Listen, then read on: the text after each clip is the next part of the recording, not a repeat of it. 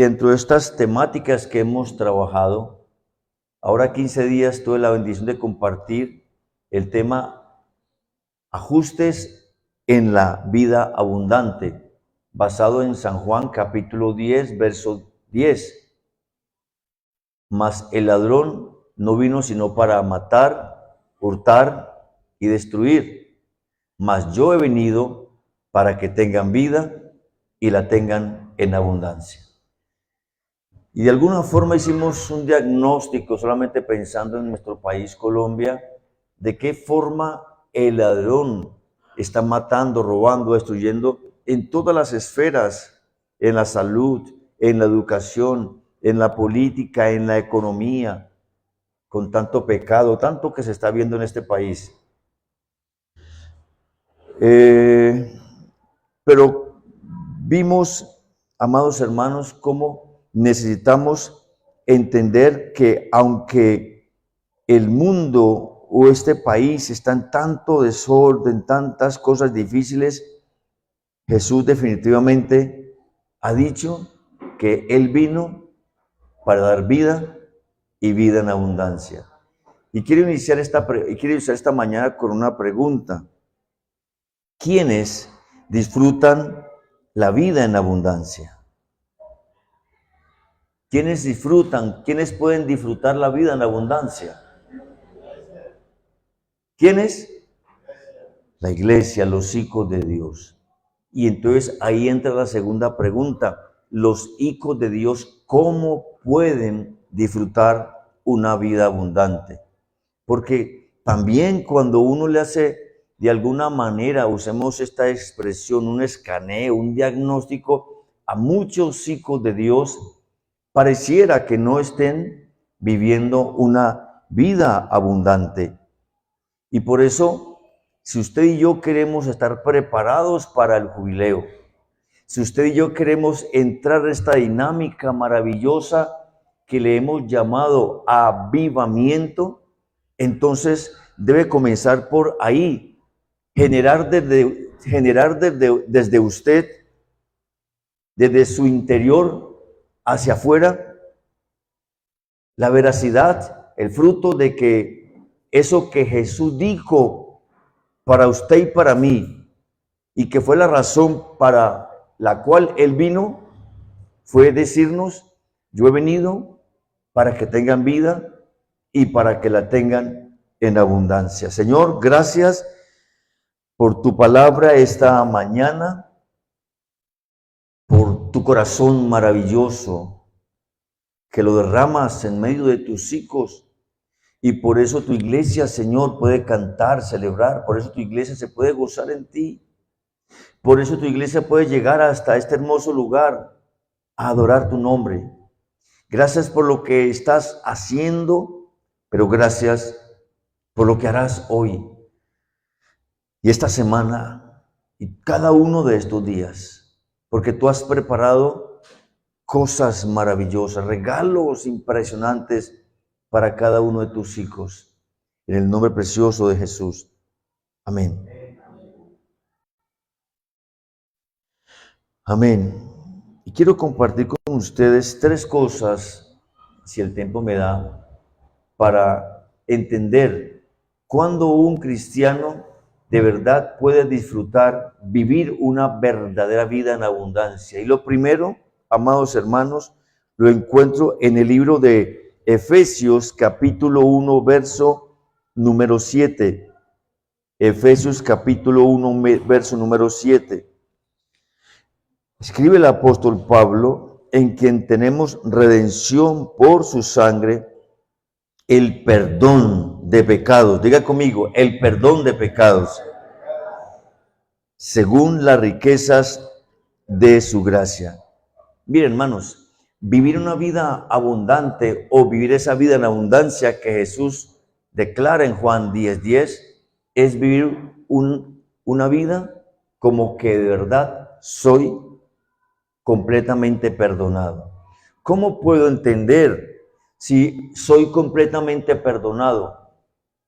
3 cosas. Lo primero, ¿usted aún recuerda cosas de su pasado y le constriñen? recuerda, o el diablo se lo recuerda, o su esposa o su cónyuge se lo recuerda, o su padre o su hijo se lo recuerda, o su vecino o el jefe se lo recuerda, lo que hizo ayer malo o dejó de hacer bueno, y siente en su corazón remordimiento, siente algo que le llamamos culpa. Si usted experimenta un sentimiento como esos, es porque aún no está disfrutando la vida abundante. Es cierto que si usted peca y no se arrepiente, debe sentir remordimiento, debe sentir dolor por el pecado, debe sentir dentro de usted incomodidad. Pero si usted confesó su pecado y se arrepintió y se apartó de él, ese pecado no lo puede perseguir. Porque ¿qué dice el Señor con respecto al pecado? Que Él no se acuerda más de sus pecados. ¿A cuántos de ustedes, cuando vuelven a pecar, el Señor les saca el historial? Vea otra vez, ¿sí recuerda el 1 de marzo? ¿Recuerda el año 1960 y tanto, 70 y tanto, 80 y tanto? ¿Recuerda cuántas veces yo le he perdonado? ¿Cuántas veces? Pero es que mire otra vez. ¿Cuántos piensan que Dios obra así? Él perdonó, punto. Dice que nuestros pecados los echa ¿a dónde? Al fondo de la mar. Que no, por eso dice que no nos acordemos de las cosas pasadas, ni traigamos a la memoria las cosas antiguas. Porque como están de distante los cielos de la tierra, así el Señor ha olvidado todas nuestras iniquidades. ¿Cuántos creen eso? Eso es lo primero. No sentir culpa por lo que hice ayer. Y no es porque literalmente lo haya hecho ayer, sino porque en el pasado cometí pecados, muchos pecados. Pero si tuve un encuentro de arrepentimiento realmente con el Señor y entregué mi vida completamente a Él, ya mis pecados no son parte de mi historia de vida. Ya mi forma de vida no es la práctica del pecado, aunque peque. Me están escuchando, mis amados. ¿Cuántos aquí pecan? Todos pecamos. Por eso el apóstol dice, si confesamos nuestros pecados, Dios es fiel y justo para perdonarnos y para limpiarnos de toda maldad.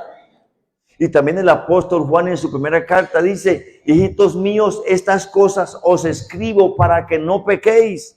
Pero si alguno hubiere pecado, tenemos a un abogado, Jesucristo el justo. Amén.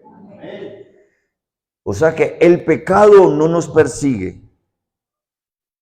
Las acciones de pecado no nos persiguen porque ya se quedaron atrás, ya las confesamos, ya fueron completamente perdonados. ¿Cuántos se sienten completamente perdonados? Si se siente completamente perdonado, usted entonces no tiene culpa. Pero lo segundo, de que una vida abundante es vivir completamente perdonado, es que usted no siente vergüenza. Culpa es por los errores que he cometido, los pecados que he cometido hacia otros, hacia Dios, hacia otros y hacia mí. Pero vergüenza es cuando recuerdo lo que otros me hicieron, me ofendieron, me traicionaron, me dañaron, me violaron, me abusaron, me abandonaron. Esas cosas que otros me causaron y que afectaron mi vida y que provocaron un trauma, heridas en mi alma. Si soy completamente perdonado, esos traumas, esos fantasmas del daño causado a mi vida en el pasado, en mi identidad, ya no me persiguen. Porque Él ya me perdonó. Porque Él ya con su sangre me limpió. Porque Él ya me restauró. Porque Él ya lavó mis heridas. ¿Cuánto le dan gloria a Dios por eso? Entonces, una vida abundante es sentirme completamente perdonado. Pero en tercer lugar, ese perdón alcanza para que yo deje de estar adicto al pecado. Aquí, ¿cuántos estaban adictos al pecado? Por más que intentaron de dejar de hacer algo, les remordían, lloraban, se arrepentían, pero volvían volvíamos y lo hacíamos. ¿Usted lo hacía o no? Llámese cualquier tipo de comportamiento que por un hábito se volvió simplemente casi para algunos en algo compulsivo, una adicción, algo que usted no podía controlar. Llámese licor, cigarrillo, drogas, en la parte moral, lo que sea. Cuando estoy completamente perdonado, ya no soy adicto, ya no estoy esclavo. ¿Por qué? Porque por su sangre he sido redimido del poder que el diablo tenía sobre mí y que cautivaba mi mente, mi corazón y me llevaba cautivo a vivir como un esclavo. Por esa razón, amados, si usted y yo hemos sido completamente perdonados o vivimos vidas completamente perdonadas, es porque vivimos una vida en abundancia. Recordemos, no tengo culpa por lo que hice, no siento vergüenza por lo que me hicieron, pero tampoco vivo cautivo del pecado. No vivo practicando el pecado porque soy libre por la sangre de Cristo Jesús. ¿Cuánto le dan la gloria a Dios? Amén. Denle ese aplauso fuerte al Señor.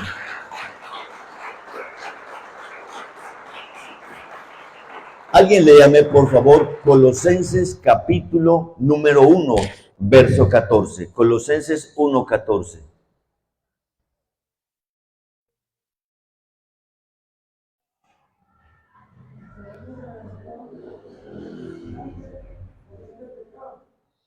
En quien tenemos redención por su sangre, el perdón de pecados. ¿Cuántos de ustedes creen eso? Por lo tanto, si el enemigo viene a susurrarle a su oído por el hecho de que usted cometió un error hoy, por el hecho de que usted pecó hoy, hizo algo indebido hoy, y viene a susurrarle al oído lo que usted hizo ayer, ¿qué es lo que usted tiene que hacer? ¿Qué es lo que debe hacer? Primero confesar, para que él no tenga ningún motivo para obligarle, afectarle. Pero en segundo lugar, ¿qué debe usted hacer? Mostrarle el acta de los decretos que había en su contra y que ya fue clavada en la cruz. Recordarle al enemigo lo que Jesús dice con respecto a usted. Qué pena, yo ya no soy esto, aquello, lo que le está diciendo. Yo soy un hijo de Dios, que he sido perdonado, que he sido lavado, que he sido limpiado, que he sido restaurado. Soy un hijo de Dios. Amén. Cuando usted comienza a vivir en la libertad con que Cristo nos ha libertado o liberado, entonces comenzamos a experimentar de verdad una vida abundante. Pero en segundo lugar, amados hermanos, vivir una vida abundante es vivir como un completo redimido.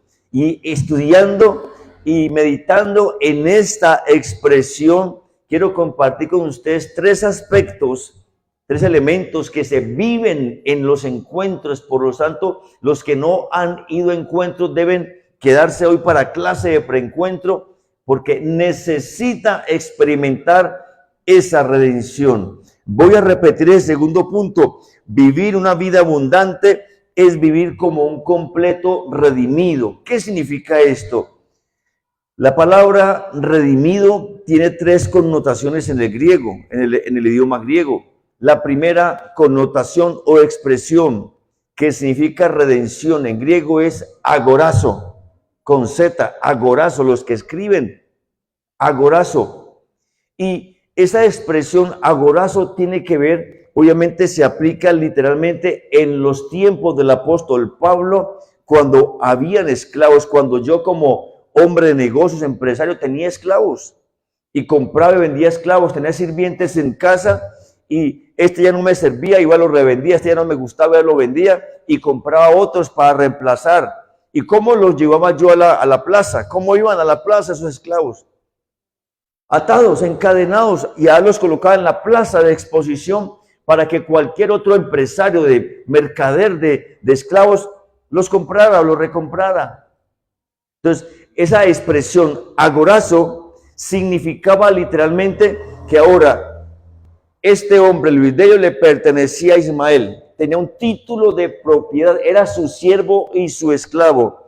Agorazo significaba que entonces Ismael se venía aquí a la plaza principal y decía, ahora yo pago el precio de lo que vale Luis Delio, el valor de lo que él vale lo pago y ahora es mío. De tal forma que agorazo era quitarle el título de propiedad que un hombre tenía sobre un esclavo para hacerle libre de ese esclavista. Hasta ahí está claro el término, el concepto.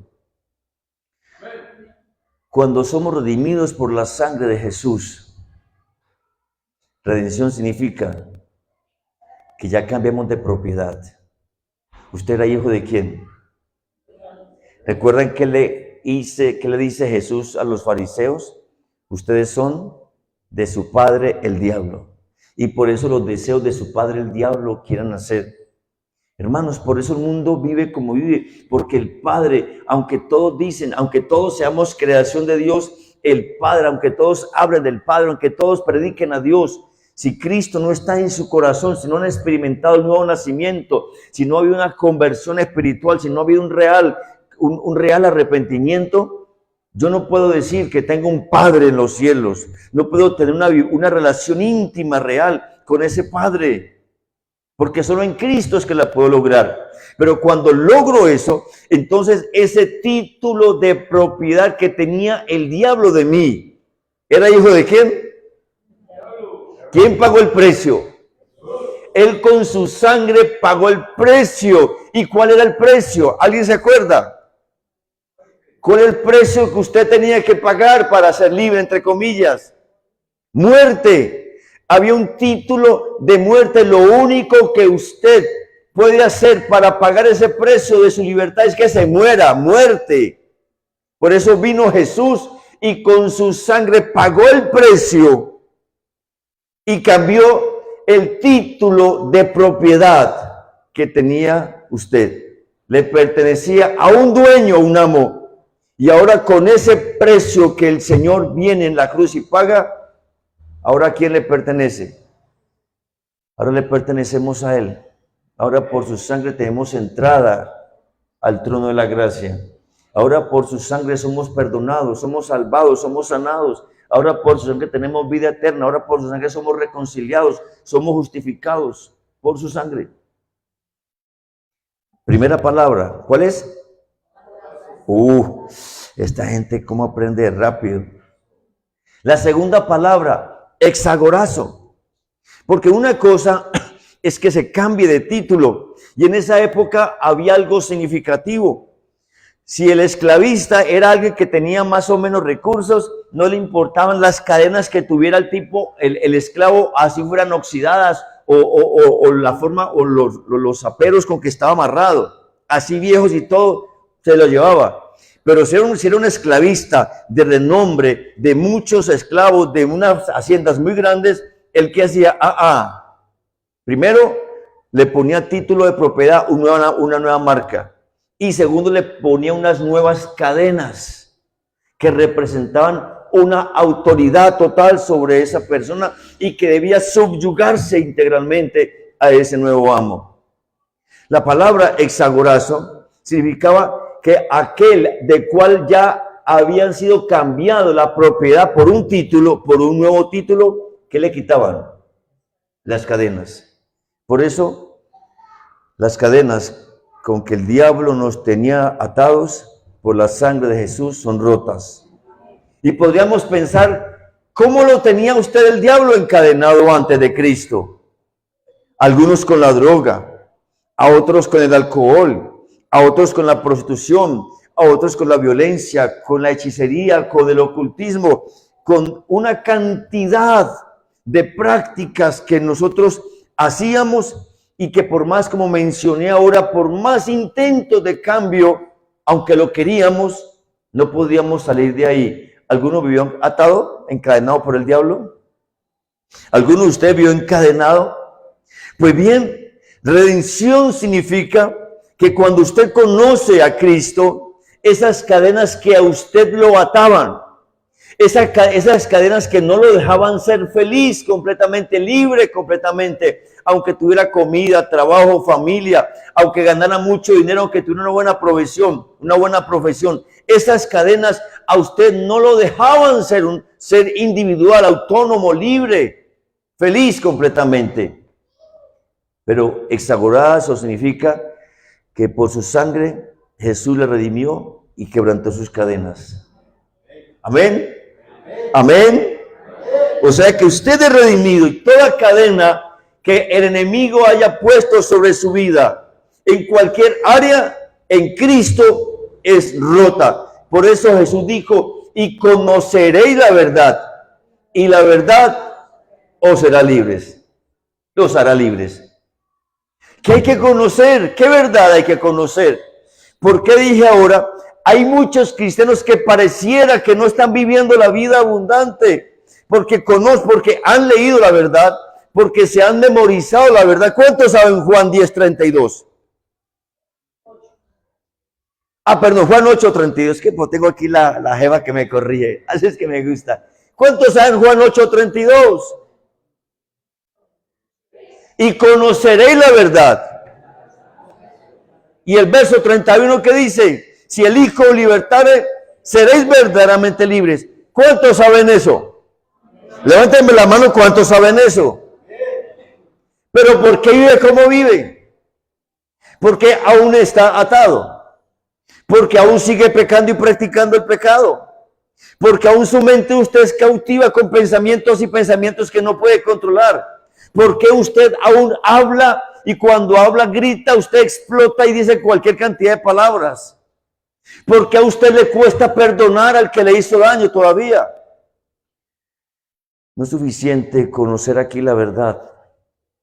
Hay que hacer la rema. Hay que volverle a un estilo de vida. Por eso Jesús lo dijo: y conocéis la verdad, y la verdad os hará libres. Cuando yo entiendo lo que de verdad significa exagorazo, redención, ya no tengo por qué vivir encadenado, atado a nada. Porque dice Jesús: ustedes ya no los he llamado siervos, sino como amigos. Porque es que el siervo no sabe lo que hace su Señor, pero yo a ustedes les he dicho todo lo que mi Padre me dijo que les dijera. En otras palabras, los siervos no pueden ser completamente libres. Algunos cristianos podemos estar viviendo como siervos, aunque debemos ser siervos, pero no siervos como siervos de Jesús, sino como siervos del pecado y todavía atados por el pecado. Por eso, esa expresión exagorazo era la sentencia completa y para siempre de que en Cristo Jesús usted es completamente libre. ¿Cuánto le dan gloria a Dios? Por eso dice la canción: las cadenas que me ataban, rotas son por el Señor. Y la canción de Jesús Adrián Romero: no hay argumento ni juicio contra mí, porque Él con su sangre me vino a redimir. ¿Cuánto le dan gloria a Dios? Que usted y yo hemos sido completamente redimidos por su sangre. Pero la tercera palabra en griego que connota esa expresión redención es lutro. Tiene TH intermedia, lutro. Primero, cambia título de propiedad. Segundo, le quitan las cadenas. Y tercero, vete, no te quedes en el mismo lugar, eres libre. Porque desafortunadamente muchas personas conocen la verdad, saben que tienen un cambio de propiedad, no pertenecen al mundo ni al diablo, le pertenecen a Dios y a su reino, pero todavía siguen. ¿Por qué vuelven a ser atados? ¿Usted recuerda lo que Jesús dijo con respecto al espíritu inmundo que vuelve? ¿Sí recuerdan? Y lo dijo no como parábola, sino relacionando en el mundo espiritual lo que realmente ocurre. Escuchen bien, esto que voy a decir Jesús no lo dijo como una parábola, mostrando un ejemplo del reino, no. Él lo dijo literalmente lo que ocurre cuando el espíritu inmundo sale de una persona después de haberlo reprendido, echado fuera. Dice, cuando el espíritu inmundo sale de un hombre, ¿qué hace? Va y anda por lugares oscuros, desérticos, y va y busca otros 7 peores que él. Y dice, volveré al lugar, a la casa donde salí. Y cuando regresa, ¿cómo encuentra la casa? Según palabras de Jesús. A ver, díganlo. Limpia, organizadita. Pero ¿cómo la encuentra? Vacía. ¿Cómo la encuentra? Vacía. Y por estar vacía, entonces, ¿qué hacen los demonios? Vuelven y se meten a esa casa. Dice que el estado de esa persona vuelve a ser 7 veces peor de como era antes. Ahora usted entiende por qué hay gente que va a los encuentros y llega andando en el espíritu casi levitando. Hay gente que va a los encuentros, pero en poquito tiempo, ¿cómo están? ¿Cómo están? Muchos están peor. ¿Por qué están peor? Porque sencillamente no llenaron la casa. Porque sencillamente no entendieron, y pónganme atención lo que les voy a decir, no entendieron que el lugar de ellos, donde estaban cuando estaban atados y con propiedad de otro, ya no es ese lugar. Mis amados, el lugar suyo no es el lugar de la cantina. El lugar del Hijo de Dios no es el lugar de la discoteca. El lugar del Hijo de Dios no es ir donde la bruja que le diga la suerte. El lugar del Hijo de Dios no es ir a comprar el chance, la lotería otra vez. El lugar de los hijos de Dios no ir a seguir apostando como estaba apostando antes. Aquellos lugares que usted tenía como un estilo de vida ya no son el lugar, porque ese era el lugar donde lo mantenía el diablo atado. ¿Aló? De nada sirve que él pagó un precio. De nada sirve que él rompió las cadenas, pero usted no se va del lugar, que es el lugar donde el diablo quiere tenerlo para volver a ser atado, para que usted pierda el regalo tan maravilloso que él le dio, que fue su salvación. Y es muy doloroso que muchos hijos de Dios, por estar contaminándose en el lugar equivocado. Yo no estoy en contra de que vayan a la calle a fiestas, a mirar artesanías. Pero ¿qué hace un hijo de Dios en el concierto de rock que hubo el viernes? ¿Qué hace un hijo de Dios escuchando música del mundo afuera en una cantina o en un lugar? Un hijo de Dios no tiene por qué meterse a esos lugares. Si usted se mete a esos lugares, es porque de pronto usted aún no se ha convertido completamente. Es porque de pronto aún usted no se siente perdonado completamente. Es porque aún usted no se siente libre completamente. O aún no le está creyendo lo que Dios dice que hizo por usted. Y lo hizo completamente. Porque eso era el otro, sacar del lugar de esclavitud a un nuevo hogar. Ese esclavo era tomado por su nuevo amo. Si era un buen amo, le quitaba las cadenas y lo llevaba a su nuevo hogar y lo ascendía de puesto. ¿Ustedes recuerdan qué pasó con José? ¿Alguien recuerda? José salió del punto más bajo de esclavo. Los ismaelitas lo compraron como esclavo lo más raso y lo mandan a Egipto, y en Egipto lo compra otro hombre de dinero como un segundo nivel de esclavo. Pero este hombre en su nuevo hogar, cuando lo lleva, le quita las cadenas o se las deja puestas.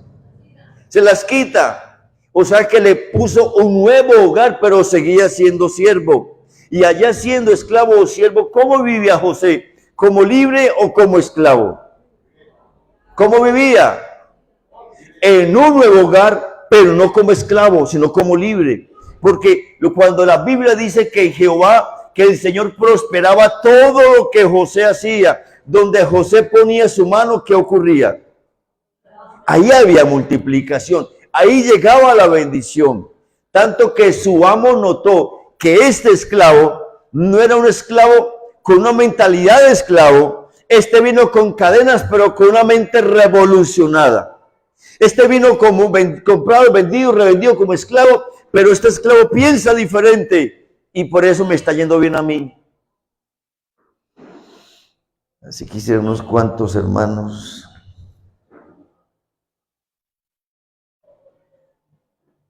Y luego José sale de esa casa y de la cárcel a un nuevo hogar. ¿Se acuerdan? Ya no como esclavo ni como siervo, sino como al máximo nivel de autoridad, a gobernar. ¿Por qué razón? Porque el problema no es dónde estoy, el problema es quién soy. Mírenme acá, hermanos. Si yo sé quién soy en Cristo, donde yo estoy, no es el lugar de mi cautividad, el lugar que me regresa al mundo. Donde yo estoy es el lugar donde debo gobernar. Es el lugar donde debo manifestar la gloria de Dios. Es el lugar donde debo dar a conocer el propósito de Dios. Es el lugar donde debo servir, ser sal y ser luz. En ese nuevo lugar, porque es el nuevo hogar donde Cristo me ha llevado. Amén. ¿Cuánto dan la gloria al Señor? Amén.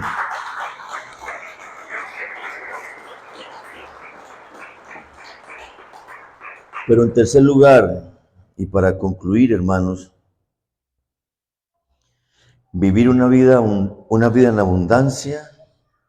¿Nos estamos preparando para qué? Para jubileo. Hay que hacer ajustes en la forma como yo miro la vida abundante. Vivir una vida abundante, una vida en abundancia, es reconocer que el Padre está trabajando y el Hijo también trabaja. Esto me ha carcomido hasta los huesos. Esto que dice San Juan capítulo 5, verso 17. Leámoslo textualmente, mejor, hermanos.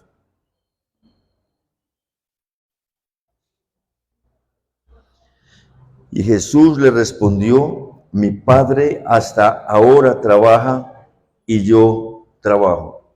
Y quiero preguntar, y si algunos desean contestarme, me ayuda. ¿Cómo es que Dios está trabajando? A ver, ¿alguien me puede ayudar? ¿Cómo es que Dios está trabajando? ¿Alguien me puede responder? ¿Cómo es que Dios está trabajando? Ok, ¿cómo Dios está trabajando? Todos a la vez, no, uno solo. Porque Jesús dice: mi Padre hasta ahora trabaja. ¿Alguien sabe de qué forma Dios, Mario? Estamos viendo sanidades. Sanidades. ¿De qué manera Dios está trabajando? Cambio. ¿De qué manera Dios está trabajando? ¿Cómo? No escucho. Bueno, mis amados, pónganme atención, porque cuando uno dice Dios está trabajando y uno mira la realidad de un país, a veces con tantas cosas negativas, usted podría preguntarse: pero si Dios está trabajando, ¿por qué? ¿Por qué no tengo trabajo? ¿Por qué mi hogar se destruyó o se está destruyendo? ¿Por qué mi esposo esto? ¿Por qué mi hijo aquello? ¿Por qué se murió? ¿Por qué no sanó? ¿Por qué sanó a este y a este a mí no me sanó? Yo no sé si usted se ha hecho esas preguntas. Dios es amor. Y si es amor, ¿por qué permite que los buenos sufran? ¿Se ha hecho usted esas preguntas? Claro, todos en algún momento de nuestra vida nos las hemos hecho. Y ahí es cuando uno dice: bueno, ¿dónde está Dios? ¿Alguien ha preguntado eso? Señor, ¿dónde estás? ¿Por qué me has dejado solo? Bueno, también Jesús tuvo esa pregunta en la cruz, ¿recuerdan? Padre mío, ¿por qué me has desamparado? Pero Él está trabajando. ¿Ustedes creen que José, en un lugar agreste, nación contraria, diferente, idioma diferente, cultura diferente, ideología diferente, todo diferente, siendo esclavo? ¿Ustedes creen que Dios estaba trabajando en Egipto? ¿Qué piensan ustedes? Claro que sí. Y por 13 años Dios estuvo trabajando para que un día José se convirtiera en quien se convirtió. A veces creemos primero y queremos en segundo lugar que el trabajo de Dios es hoy y a mi manera, como yo quiero. Y a veces Dios no obra, Dios no trabaja como yo quiero. Él no se deja encasillar porque Él es soberano. Él es omnipotente. Él es omnisciente. Él conoce el principio y conoce el fin. Y como Él conoce el principio y el fin, Él sabe en quiénes trabaja así y en quiénes trabaja así. ¿Cuántos creen que Dios está trabajando? Yo no sé de qué manera. Yo quisiera saber el mundo perfecto de cada uno de ustedes. Yo quisiera tener un lente especial y escanear su cerebro de cada uno y tener un gran archivo y saber, bueno, Dios está trabajando con mi suegra así, listo, entonces por eso vamos así. Con Mario Dios está trabajando así, por eso vamos así. ¿Me hago entender? A veces usted y yo queremos saber cómo es que Dios trabaja. ¿Ustedes creen que Dios estaba trabajando en Israel cuando Moisés aceptó la invitación de Dios? Porque no fue Moisés, sino Dios a Moisés. ¿Creen que Dios estaba trabajando en Israel? Usted podría decir, pero ¿cómo es trabajar, Señor? 430 años de esclavitud. Uy, qué injusticia, Señor. ¿Dónde estabas tú? ¿Cómo permites que tu pueblo amado sufra de esa manera? Pero dice la Biblia que Dios escuchaba el clamor, que Dios veía y que había descendido para librarles de su angustia. ¿Han leído eso en la Biblia o no? Amados, el trabajo de Dios es que Él oye. Cuando usted sufre, Él oye. El trabajo de Dios es que Él ve. Cuando usted está pasando por momentos difíciles, Él ve. El trabajo de Dios es que Él desciende y se manifiesta de muchas maneras en su soberanía para mostrarnos que Él trabaja aunque usted no lo crea o aunque usted no lo vea. En los tiempos de Jesús, ¿Dios estaba trabajando o no? ¿Cómo estaba la nación? Era un caos impresionante, subyugados por Roma, sometidos de alguna forma de esclavitud. Vivían sujetos a lo que Roma y el César decían. Pero en ese contexto llegó Jesús. Y Él se entendía, mis amados, que el Padre estaba trabajando y por eso dijo, mi Padre hasta ahora trabaja y por eso también yo trabajo.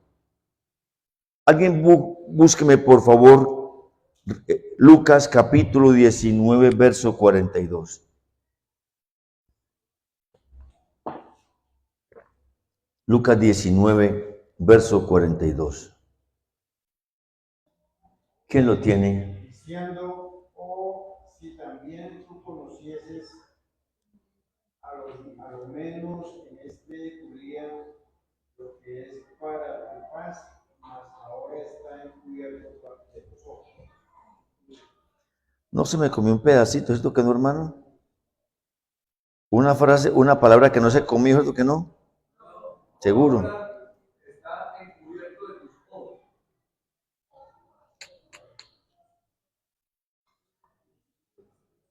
Es que hay otra versión, la versión, creo que es la traducción viviente que dice, en este tu día de visitación. Por eso lo leí diferente acá, en este tu día de paz. Gracias, mi hermano. El 44. Por favor, gracias, mire. Y te derribarán a tierra y a tus hijos dentro de ti, y no dejarán en ti sobre piedra, ¿por cuánto? ¿No conociste el tiempo de tu visitación? Pónganme atención que la parte más fuerte del mensaje viene enseguida y que va a sonar más fuerte. Jesús le dice a los discípulos y a los religiosos de su época, les está diciendo, mi Padre trabaja y yo también trabajo. ¿Cuántos creen que Jesús estaba trabajando? Porque Él se unió simplemente al trabajo del Padre. Pregunto, ¿cómo sabía y de qué manera sabía Jesús que el Padre estaba trabajando para Él trabajar? Pongamos en punto suspensivo esta pregunta para que ingresemos a Lucas primero. Jesús le dice a los fariseos, a los religiosos, a los científicos, a los entendidos de su época, y llorando, ya camino casi que a la cruz, diciendo, oh, a Jerusalén, si ustedes hubieran conocido lo que era este día para ustedes, tu visitación, lo que era para su paz. Pero ¿qué dice Jesús? No lo pudieron, porque sus ojos estaban como encubiertos. ¿Por qué los pobres a los que Jesús vino lo entendieron? ¿Y por qué los otros no? Póngame atención. Los pobres, los enfermos, los endemoniados, los paralíticos, los cojos, los ciegos, la gente con cáncer, con tumores, la gente mal viviente, no conocía todo lo que estos conocían. Estos no conocían las profecías al nivel de estos otros. Estos no conocían que vendría un Mesías, un ungido, a liberarlos del yugo. Estos conocían que habría un Mesías y lo interpretaban que vendría en el tiempo de ellos a liberarlos del yugo romano, pero con violencia, con guerra. Estos conocían la ley, los salmos, los profetas al derecho y al revés. Estos no lo conocían. ¿Por qué estos, como Jesús dice, que son como niños, lo recibieron? Porque el Padre estaba trabajando en ellos. Y cada vez que Jesús iba por un camino, por alguna parte, aparecía alguien a interrumpir su siesta, su momento, su enseñanza, su predicación, y se le aparecía intempestivamente. ¿Y Jesús qué hacía? ¿Cómo entendía Jesús que el Padre estaba trabajando? Porque vino esa prostituta, porque estuvo en el pozo de Samaria, porque llegó ese hombre ciego llamado Nicodemo, Bartimeo, gritando, Jesús, Jesús, hijo de David, ten misericordia de mí. Cada persona que se le aparecía o que interrumpía, ¿recuerdan aquel paralítico que bajaron por el techo? Cada una de estas manifestaciones abruptas en el ministerio, el desarrollo de la vida de Jesús, es la forma como el Padre le mostraba, estoy trabajando. ¿Usted recuerda a los discípulos qué decían o qué hacían cada vez que había interrupciones abruptas? ¡Cállese! Quítense, no moleste que el maestro está enseñando, no le roben la paz, no lo distraigan. Cuando los niños venían, quítense niños, dejen la bulla, el maestro está enseñando. ¿Qué hacía Jesús? Debo trabajar, porque mi Padre está trabajando. Estos otros, amados, aunque conocían mucho, sus ojos no habían sido abiertos para disfrutar del Mesías que tenían en medio de ellos. Y lo que más bien hicieron entonces fue confrontarlo, censurarlo, juzgarlo, decirle demonio tiene, hijo de Belcebú, por el demonio es que hace todos estos milagros, apedrearlo y luego asesinarlo. Porque no entendieron el día en el que estaban. Para ellos era tiempo de ¿qué? Como leímos en el siguiente versículo, ¿tiempo de qué? De visitación. No conocieron el tiempo de visitación. A veces a usted y a mí nos puede pasar. Vivimos tan absortos en nuestra vida, en nuestro diario vivir. Vivimos tan absortos como aquel sacerdote y aquel judío, aquel levita que iban al culto y en medio del camino había un hombre herido, moribundo porque lo habían robado y lo habían herido. Y ambos iban tan absortos en su plan que no entendieron que era la manera como Dios les mostraba que estaba trabajando y qué tenían que hacer ellos. Parar y servir. Ellos simplemente quisieron, siguieron derecho. Pero un samaritano entendió que Dios estaba trabajando y decidió unirse a su trabajo. Ustedes saben qué hizo el samaritano. Si Dios está trabajando, es porque algo va a ocurrir. Si usted y yo descubrimos, entendemos que Dios está trabajando y la forma como lo está haciendo, es porque entonces usted está conectando al avivamiento. Es porque entonces usted está conectando al año de jubileo. Es porque usted está preparándose porque lo maravilloso que viene de Dios pronto vendrá. ¿Le damos la gloria a Dios o no? Él está trabajando. Y como mencioné, tantos momentos en la Biblia donde Jesús entendió que el Padre estaba trabajando. Y los discípulos que hacían, se escandalizaban también. Decían, Señor, ¿cómo le ocurre hablar solo con una mujer?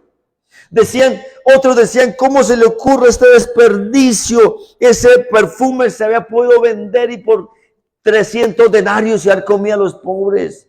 Otros decían, ¿por qué si es un maestro, por qué permite que una prostituta toque sus pies? Yo no sé, mis amados, cómo nos está hablando el Señor en esta mañana. Vivir una vida en abundancia es conocer lo que el Padre está haciendo, cómo está trabajando y cómo Jesús está trabajando.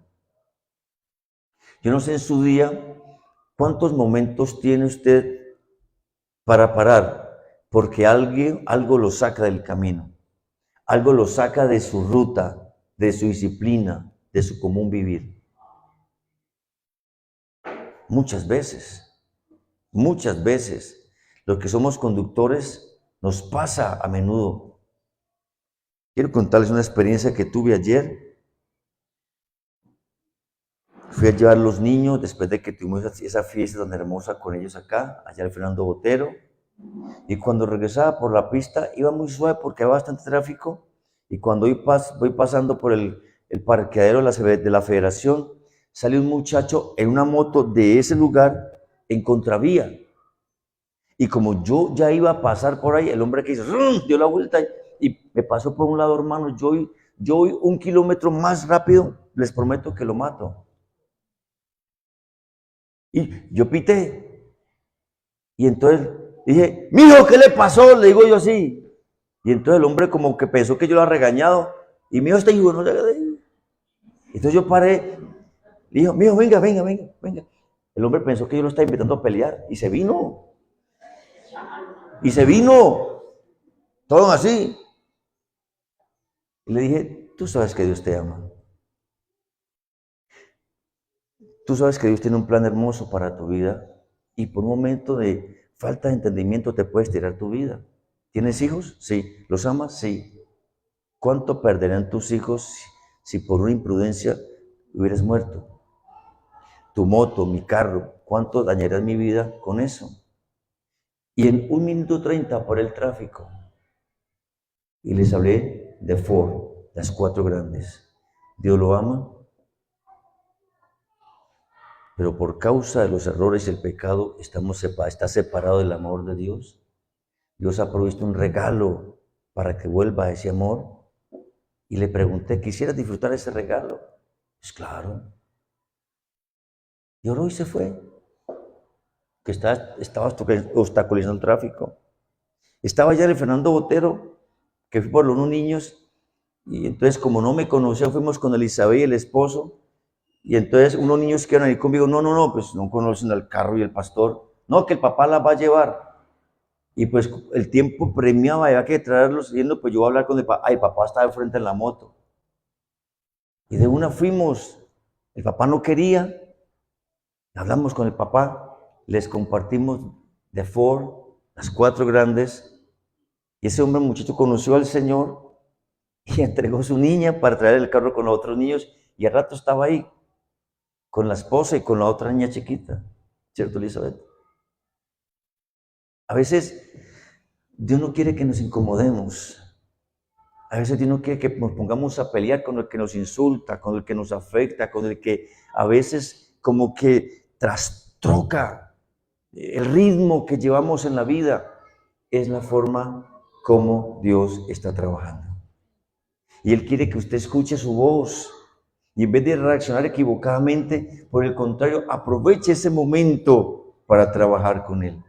Amados, era lo que Jesús hacía. Y por eso Él vivió una vida a plenitud.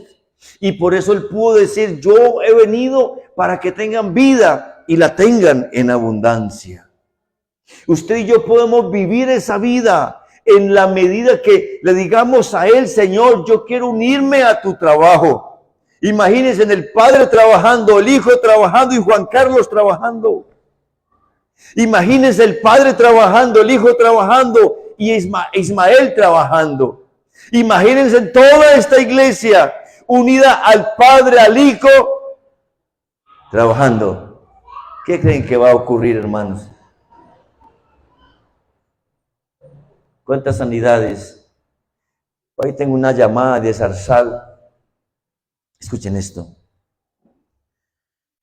Alguien que casó en comunidad en Galicia y por el que se oró, creo que Pablo y Maro lo hicieron. A los días llamaron a decir que el Señor les había sanado a ese hombre y que quería que fueran a Zarzal porque quería que predicáramos. Y sabe una cosa, semanas atrás de lo que pasó con los misioneros, yo estaba clamando, Señor, seremos 1000. Yo reclamo mi herencia, Señor. Zarzal, y con mi esposa estuvimos hablando esos días. ¿Cuánto se invirtió en Zarzal? Gente que fue dinero, recursos locales, y perdimos la iglesia, Señor, no. En Caicedonia, ¿cuánto se invirtió? En Armenia, ¿cuánto se invirtió? Este es tiempo de trabajar, iglesia. Y puede ser que algunos de los que están acá, Dios quiere enviarlos a trabajar junto al Hijo y al Padre para que seamos 1000. Permitamos, por favor, que Dios estorbe nuestro camino. No dejemos que esos accidentes de la vida que parece que son importunos, nos desacomodan, nos fastidian, nos da ira. No permitamos que pasen desapercibidos. Es la manera como papá nos está mostrando de que está trabajando y que lo que necesita de usted y de mí es que abra sus ojos para que usted le sirva a Él. ¿Me están escuchando, mis amados hermanos? Hay 2 cosas muy sencillas que usted necesita y que yo necesito para entender o discernir que el Padre está trabajando y el Hijo está trabajando. Lo primero, una relación íntima de amor con el Padre. Mientras más usted ame al Padre, ame al Hijo, ame al Espíritu Santo, mientras más usted y yo nos relacionemos en intimidad con Él, mientras más usted y yo busquemos su palabra, leamos, la meditemos, la apliquemos, mientras más disfrutemos esos tiempos de oración, en usted algo va a comenzar a suceder. Usted va a comenzar a sentir pasión por las almas. Tengo que confesarles que desde que estoy orando por avivamiento, el Espíritu Santo me ha despertado de nuevo a predicar el Evangelio. No en 4 paredes, no, afuera en la calle. Estoy intentando, hermanos, esforzándome que por lo menos cada día alguien escuche de Ford. Dios lo ama. Su pecado lo tiene dividido, separado de Dios. Hay un regalo de Dios. La pregunta es, ¿quieres aceptar ese regalo para que regreses al amor de papá? ¿Quién va a decir que no? No he encontrado una sola persona que me ha dicho no. Mi esposa es testigo que por mi casa, esos muchachos, antes simplemente les decía, y se los he dicho a ustedes, hey muchachos, Dios los bendiga, este lugar no es para consumir, por favor, desalojen. Ese era mi lenguaje. era mi discurso. Uy, patroncito, uy, qué pena, uy, pastorcito, uy, doctorcito, qué pena, ya nos vamos.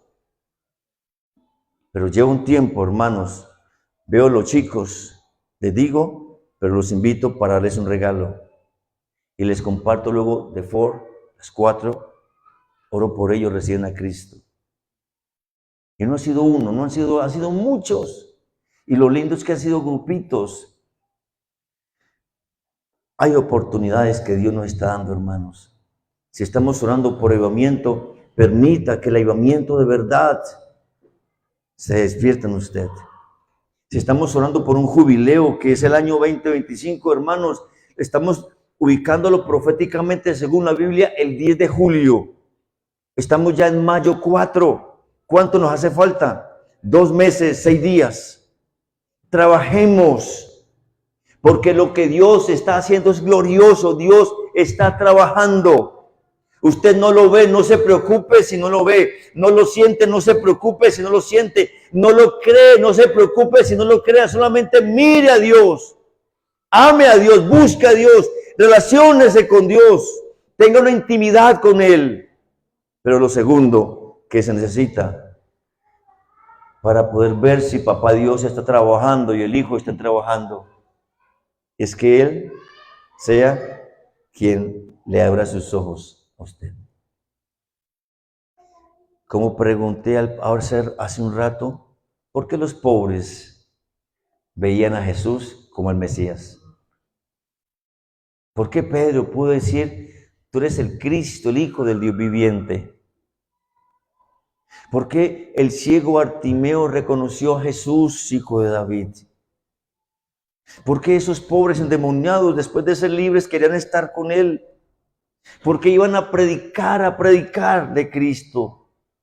¿Por qué lo reconocían como su Señor? Después de los encuentros maravillosos, porque Papá Dios estaba trabajando, abría sus ojos y su entendimiento para que sencillamente vinieran a Él. Y Él los sanara, y Él los liberara, los bendijera.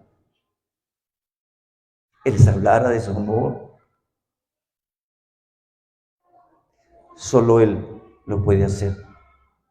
Yo no sé si esta oración tan dolorosa de Jesús sobre Jerusalén puede ser por usted también. O si supieras tu día, el día de tu visitación, pero no pudiste porque tus ojos están encubiertos, porque está encubierto. Yo no sé si algún miembro de esta iglesia siente aún que esto que estamos viviendo en este lugar, en esta ciudad, en esta nación llamado avivamiento, está encubierto y por eso usted no se involucra, por eso usted no le importa, por eso usted simplemente vive como un cristiano normal. Por eso necesita una intimidad con el Señor. Cuando usted crezca en la intimidad con el Señor, ¿sabe qué va a ocurrir? Él va a abrir sus ojos. Y usted va a entender lo que nos dijo una hermana hace poco. Tantos tiempos, tantos años en la vida cristiana, pero no conocía a Papá Dios. Tantos años siendo cristiana y nunca había experimentado ese amor que experimento ahora por mi Papito Dios. ¿Cierto, María Eugenia? Lo digo porque públicamente lo diste 2 veces.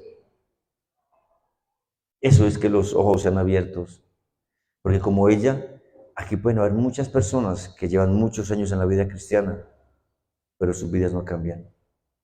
Siguen igual de celosos, recelosos, religiosos, fanáticos, duros, que no quieren cambiar, que no dejan que la revelación venga a ellos para transformarle.